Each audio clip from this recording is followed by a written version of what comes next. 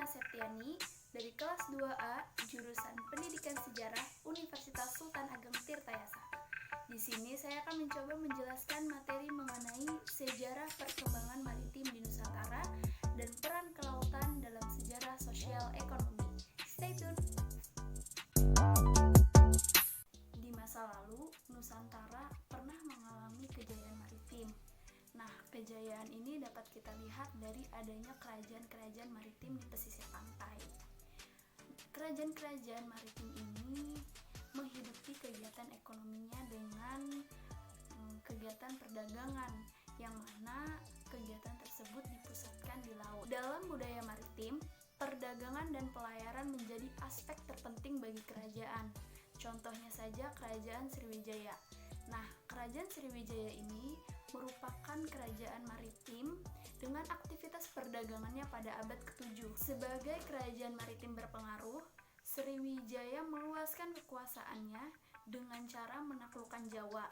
Selain itu juga, Sriwijaya berhasil menaklukkan Laut Jawa, Indonesia Timur, dan beberapa daerah lain di Nusantara. Sejalan dengan itu, kerajaan pertama ini juga menjalin kerjasama perdagangan dengan beberapa negara lainnya, seperti India, Burma, Melayu, Kalimantan, Filipina, Kamboja, Cina, dan Siam. Pasca keruntuhan Kerajaan Sriwijaya, lalu muncullah Kerajaan Majapahit yang menjadi pusat perdagangan di Nusantara. Nah, Kerajaan Majapahit ini berlokasi di Jawa. Sama halnya dengan Kerajaan Sriwijaya, Kerajaan Majapahit ini juga menjalin kerjasama perdagangan dengan India dan Cina. Cina menghasilkan porselin, India menghasilkan pakaian, sedangkan Majapahit memasarkan beras, cengkeh, pala, dan lain sebagainya. Sama halnya dengan Sriwijaya, Kerajaan Majapahit juga mengalami keruntuhan. Setelah runtuhnya Kerajaan Majapahit, muncullah Kerajaan Malaka pada pertengahan abad ke-15 dan menjadi kerajaan maritim termasyhur pada masanya. Sebagai pusat perdagangan, banyak pedagang muncul dari Jawa, Cina, Asia Timur, dan Eropa. Kerajaan di Jawa dan Nusantara lainnya mengekspor beras, lada, dan lain sebagainya. Sedangkan kerajaan di luar Nusantara mendatangkan barang-barang berharga.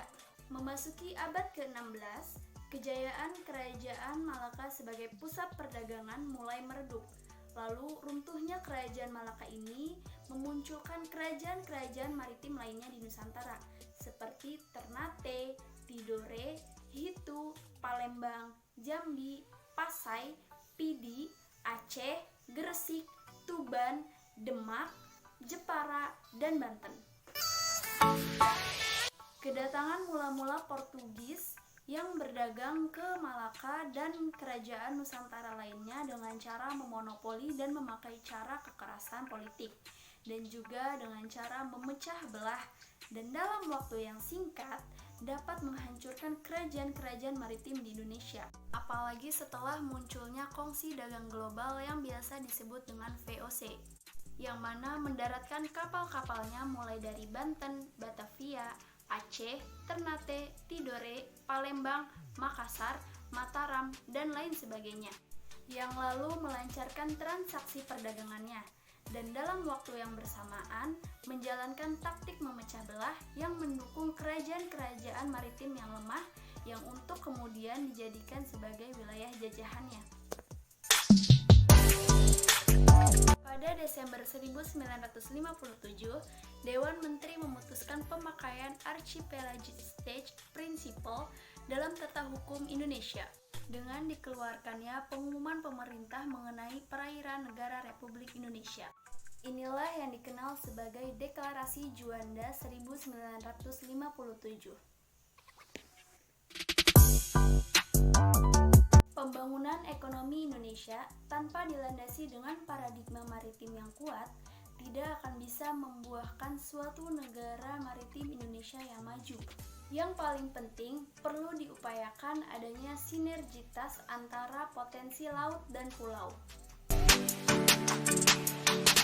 Negara Indonesia merupakan satu kesatuan politik yang mengikat beribu-ribu pulau dan beratus-ratus suku bangsa. Hal itu menunjukkan adanya perkembangan dinamika faktor hubungan antar pulau, antar suku bangsa, dan antar bangsa yang telah memainkan peranan yang sangat penting dalam formasi bangsa Indonesia. Di sini, laut dengan segala bentuk transportasinya merupakan sarana hubungan utama. Nah, dari hubungan laut inilah para penguasa pribumi dari berbagai daerah di Indonesia mengadakan hubungan dengan pihak luar.